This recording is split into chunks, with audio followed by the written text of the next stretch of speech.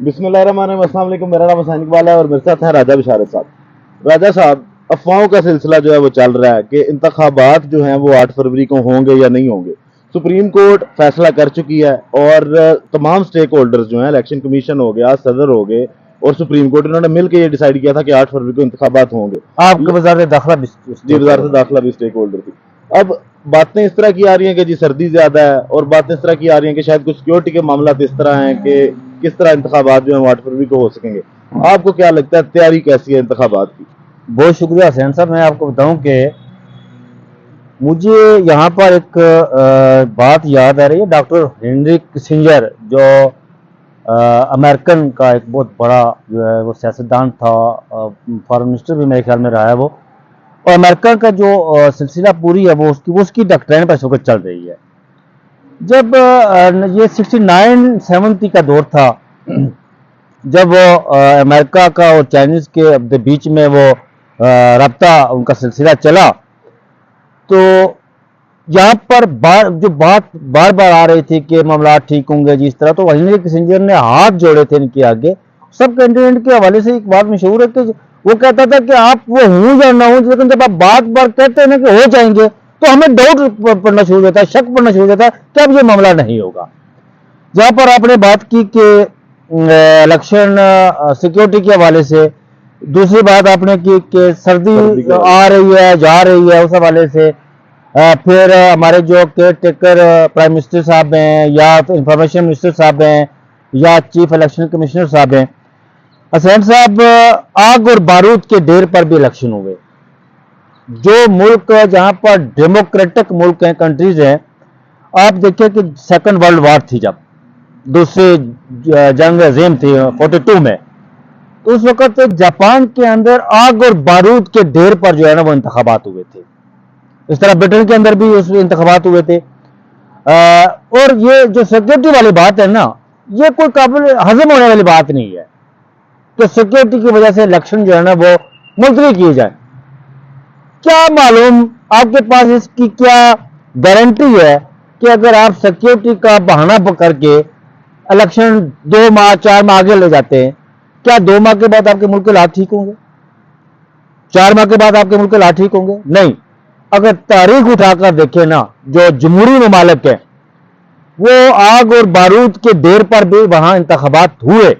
Second world war थी Japan के अंदर, इंतखाबात हुए, तो जापानियों ने कहा, शहरों ने कहा, और जो स्टेक होल्डर थे उन्होंने कहा कि आप इंतखाबात नहीं करवाने। तो उस वक्त का जो उनका सदर था या प्राइम मिनिस्टर था, जो भी था, उन्होंने कहा नहीं, ये एक तसलसल है हमारे मुल्क का, और मैं आवाम की राय का एहतराम करते हुए जो हमारा टेन्योर है इंतखाबात का, उस पर इंतखाबात बशरूत करवाने।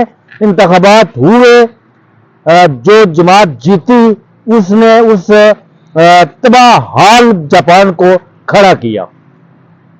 अब देखिए 2008 से लेकर इस वक्त तक हमारे मुल्क में इंतखाबात हो रहे हैं। एक तरफ तो ये कहा जाता है, दूसरी तरफ हिंदुस्तान के अंदर अगर आप देखें, मैं पड़ोसी मुल्क है हमारा हिंदुस्तान, हिंदुस्तान के अंदर देखें तो हिंदुस्तान के अंदर हर साल इंतखाबात होते हैं। हर साल मतलब कहीं ना कहीं किसी रियासत में हो रहे होते हैं इंतखाबात।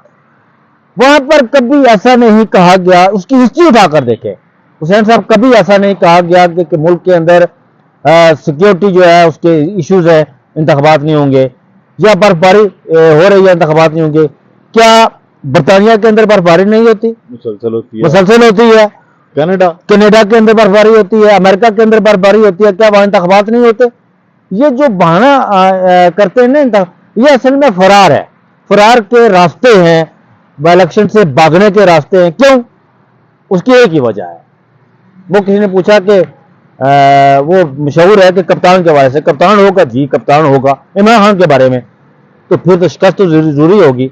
इस वक्त आप किसी थड़े पर चले जाएं, किसी यूनिवर्सिटी के अंदर चले जाएं, आप एक थड़े पर बैठने वाले से लेकर ऊंची कुर्सी पर बैठे, ऊंची कुर्सी से मतलब मराद मेरी जो है वो बड़े होते पर, मुल्क के अंदर कोई भी वहां पर बैठने वाला, एक स्कूल जो दूर दराज देहात का स्कूल है, वहां से लेकर आपकी आला तालीमी दरसगाह जो सबसे महंगी है पाकिस्तान के अंदर, और जो सबसे अच्छी यूनिवर्सिटीज है पाकिस्तान के अंदर, उनके अंदर बैठने वाले स्टूडेंट्स, ایک گلی میں چلنے والے مسافر سے لے کر ہوائی جہاز میں بیٹھنے والے مسافر تک آپ سروے کروا لیں، وہ سروے کروائیں جی، انڈیپینڈنٹ کرو، خود نہیں چلے جائیں مارکیٹ میں. میں گیا ہوں راجہ آپ صاحب، گئے نا، رزلٹ لگا بھی ہے لوگوں میں کو. ان لوگوں کے بارے میں کہہ رہا ہوں جو لوگ کہتے ہیں کہ امام کی مقبولیت ختم ہو گئی، جو کہتے ہیں جن کو تحفظات ہے کہ نہیں ہے، میں انہیں کہہ رہا ہوں بھائی آپ دیش بدل کر چلے جائیں، آپ راجہ بازار کی گلیوں میں چلے جائیں،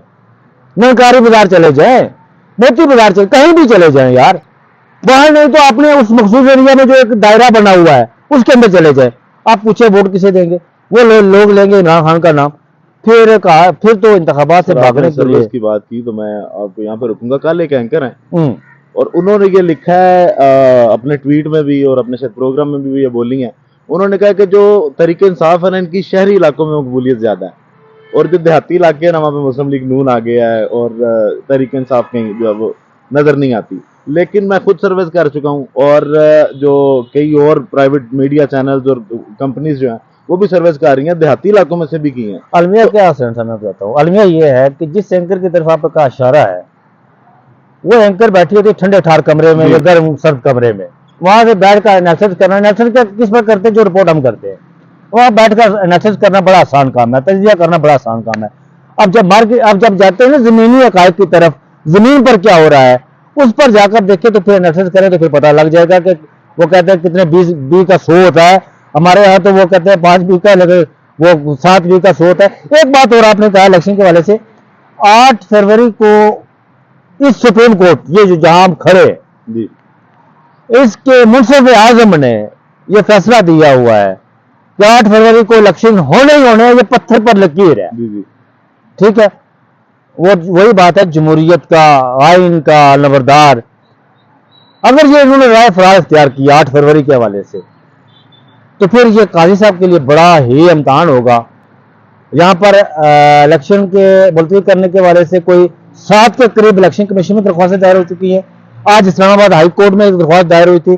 اچھا ایک اور بات ہے کہ جو میں اکثر، مجھے 10 سال ہو گئے یہاں پر ریالتیں کور کرتے ہوئے، یہ جو درخواستیں آتی ہیں نا معزز شہری جی جی اور نامعلوم، اب معزز اسلام آباد ہائی کورٹ میں اسد صاحب آپ کو بتاؤں گا درخواست دائر ہوئی وہ ٹریان کیس میں. ٹریان کیس والا جو معزز شہری تھا نا، میں نے اسے بہت ڈھونڈا صحیح. تاکہ میں اسے جان سکوں کہ بھئی یہ مہنگے 3 وکیل آپ کو کون کر کے دیتا ہے؟ سلمان اسلم بٹ جیسا اس کو وکیل کر کے دیا گیا جس کی فیس شروع 1 کروڑ روپے سے ہوتی ہے. صحیح. لیکن وہ مجھے معزز وکیل، وہ معزز وکیل سارے نہیں، وہ معزز ہے شہری اس ملک کا مجھے نہیں مل سکا کہ وہ کون تھا. یہاں پر درخواستیں معزز شہریوں کی طرف سے درخواستیں دائر ہوتی ہیں. اب دیکھیں 7 درخواستیں دائر ہوگی الیکشن کمیشن میں، جی. اس کی سماعت کی بھی انہوں نے بینچ بنا دیا ہے. سر انہوں نے کہہ دیا نا چیف الیکشن کمشنر نے کہ 8 فروری کو ہی ہوگا، اور جو افواہیں ہم نہ پھیلائی جائیں، ہم جو ہے وہ شیڈول بھی کچھ دن میں جاری کر دیں گے، اور باقی جو وہ فہرستیں شائع ہونے کا جو سر 54 دن، مکمل کر دیا گیا. حسین صاحب 54 دن کو دیکھ کر 13 دسمبر بنتی ہے، 13 دسمبر کو انہوں نے اسکیڈول جاری کرنا ہے، اس سے پہلے کرنا ہے، وہی بنتا ہے. آج انہوں نے کہا مجھے ہمارا اصل میں المیہ یہ ہوتا ہے نا حسین صاحب، میں نے جیسے آپ کو پہلے بتایا کہ ہم جسے کہتے ہیں کہ یہ کام ہوگا یہ ہوگا، لیکن وہ نہیں ہوتا. اللہ کرے، میں کہتا ہوں کہ یہ انتخابات جو ہے نا، دیکھیں اس وقت ہمارے چاروں صوبوں میں غیر آئینی حکومتیں ہیں. آپ تو یہاں پر بیٹھی ہوئی جو مرکز جہاں پر ہم کھڑے ہیں یہ ساتھ ہی ہے نا 2 قدم. یہاں پر یہ ہمارے وہ نابغہ روزگار جناب عزت مہاب انوار اللہ کاکڑ صاحب جو دانشور ہے، بہت بڑے دانشور، اور ان کی دانشوری کا جو غبارہ تھا وہ پھٹا جب تو پھر سامنے آیا کہ بھائی وہ تو یہ تو کچھ لوگ ہوتے ہیں خود ساختہ. میں نہیں کہتا وہ بہت دانشور ہوں گے بھائی، میں نہیں کہتا انہیں کہ وہ نہیں ہے وہ، لیکن لوگ کہتے ہیں انہیں کہ وہ خود ساختہ دانشور تھے. وہ جب بات کرتے ہیں تو پھر وہ ایک اور سامنے آتا ہے، نظر آتا ہے. لیکن اصل میں یہ اس ملک کے اندر میں کبھی کبھی وہ جب یہاں پر ضیاء الحق نے، الطاف حسین قریشی نے کتاب لکھی ہوئی ہے سر ملکات کیا کا، ضیاء الحق صاحب کے پاس جب وہ انٹرویو کرنے کے لیے گئے تو انہوں نے کہا جی کہ میں نے جس دن رات کو میں وہ بھٹو کا تختہ الٹا، اس کو انہوں نے رکھا تھا، اس دن کا نام رکھا تھا ایکشن ڈی ڈے. انہوں نے کہا کہ میں نے، ضیاء الحق نے کہا یہ کتاب میں لکھی ہوئی چیز منشر ہے، انہوں نے کہا کہ میں نے دو رکعت نماز نفل پڑھی, رب سے دعا مانگی. ضیاء الحق صاحب کہہ رہے ہیں. جی اور مجھے وہ کہہ رہے ہیں کہ مجھے اس دن رات جو اتنا سکون مجھے ملا نا, جب وہ پھر میں نے کہا کہ ضیاء الحق اس ملک کی تقدیر تو نہیں بدلنی ہے, اب چل اللہ کا نام لے کر پھر دو رکعت نماز نفل شکرانہ کر کے ایک منتخب حکومت کا انہوں نے تختہ الٹ دیا. اور جو وزیر اعظم تھے پاکستان کے, اچھا 47 سے لے کر آج تک پاکستان کی تاریخ میں سب سے انٹلیکچل, پڑھا لکھا, آپ کے فارن منسٹر, آپ کے فارن افیئر پر جو سب سے زیادہ جس کی گرفت تھی اس کا نام تھا ذوالفقار علی بھٹو, اور اس کو انہوں نے لٹکا دیا پھانسی کے پھندے پر. پھر اس کے بعد انہوں نے کہا جی, انہوں نے یہ بھی کہا, جب الطاف قریشی آپ الیکشن ملتوی کرنے کے حوالے سے بات کرتے ہیں نا, آپ قریشی صاحب کہتے ہیں, لکھتے ہیں کتاب میں, انہوں نے سوال پوچھا ضیاء الحق صاحب سے کہ ضیاء صاحب کیا الیکشن 7 اکتوبر کی ڈیٹ بنتی تھی وہ الیکشن ہونے کے حوالے سے. انہوں نے کہا قریشی صاحب ہم جو ہے وہ دیکھیں یہ مارشل لا کسی ملک کا مسئلہ نہیں ہوتا, پرماننٹ حل نہیں ہوتا, ہم تو قوم کی امانت ان کے حوالے کرنے آئے ہیں. ہم نے قسم اٹھائی ہوئی ہے بدصورت 90 دن میں انتخابات ہونے ہیں, پھر 11 سال ان کا جو تازیانہ ہے نا وہ عوام کی ننگی پیٹھ پر پرسا جناب. تو یہ ڈر اصل میں ہمارے ماضی کو دیکھتے ہوئے یہ ڈر ہے سارا. راجہ صاحب ابھی بھی جو لوگ کنفیوژن پھیلا رہے ہیں انتخابات کے حوالے سے, اس میں ایک تو یہ جے ایف اے کے سربراہ مولانا فضل الرحمان صاحب ہیں, انہوں نے بھی اس نے یہ باتیں کی, سمجھ نہیں آ رہی. ایک طرف یہ اتحاد بھی کر رہے ہیں, سیٹ ایڈجسٹمنٹ کا بھی چل رہی ہے, دوسری طرف یہ راہ فرار بھی اختیار کرنا چاہ رہے ہیں. تو کیا صرف ابھی یہ اسی چیز کا ویٹ کر رہے ہیں کہ جو عمران خان صاحب پر عدلیہ کی طرف سے, ریاست کی طرف سے تابڑ توڑ حملے کیے جا رہے ہیں, کہ اس کی وجہ سے جو ڈی فیم کروایا جا رہا ہے, جس طرح انٹرویوز آ رہے ہیں اور ان کی ذات پر حملے کیے جا رہے ہیں, تو اس چیز کا انتظار بھی ساتھ ساتھ ہو رہا ہے کہ کہیں نہ کہیں عمران خان کا مقبولیت کا گراف نیچے سر حسین صاحب, آپ دریا کا رخ موڑ نہیں سکتے. آپ ایسا کبھی ہو نہیں سکتا کہ جو آپ کا انڈس دریا ہے اس میں طغیانی ہو اور اس کو آپ کہیں کہ ہم اس کو ریگستان کی طرف, تھر کی طرف موڑ دیں. ایسا ناممکن ہے. یہ تاریخ شاید ہے کہ ایسا ہو نہیں سکتا. عوام کے اندر جو غصہ ہے, غم ہے, جو غصہ ہے عوام کے اندر پایا ہوا. اب دیکھیں, میں کہتا ہوتا ہوں کہ نفرت جو ہوتی ہے, نفرت اور عداوت دو ڈفرنٹ چیزیں ہیں. میرے حسین صاحب آپ کے ساتھ عداوت ہے نا, وہ کسی نہ کسی ایک دن سٹیج پر آ کر وہ عداوت ختم ہو جائے گی, ہم بیٹھیں گے آپس میں. لیکن نفرت ایک بار آپ کے دل میں میرے لیے میل پڑ گیا نا, وہ جب تک آپ زندہ ہیں نا وہ میل نہیں جائے گی. ہم گلے مل بھی لیں نا وہ میل نہیں جائے گی. یہ جو کہا جا رہا ہے نا کہ عمران خان کی مقبولیت, وہ تو ایک دلاور آدمی ہے یار, ایک بہادر آدمی ہے. ابھی تک اس نے ثابت کیا ہے کہ وہ ایک بہادر آدمی ہے, ایک بہادر آدمی ہے, اسے ثابت کیا ہے اس کی مقبولیت. میں مختصر آخری اس فکرے میں بات کو ختم کروں گا. وہ کہتے ہیں نا کہ تاریخ بانے کھول کر دلاوروں کا, بہادروں کا استقبال کرتی ہے. جو ڈرپوک اور بزدل ہوتے ہیں وہ تاریخ کے کوڑے دان کا ڈھیر بن جایا کرتے ہیں. ٹھیک ہے راجہ صاحب, بہت شکریہ آپ کے تجزیے کا. آپ لوگوں کو ویڈیو پسند آئی ہو تو لائک ضرور کیجیے گا. پاکستان زندہ باد.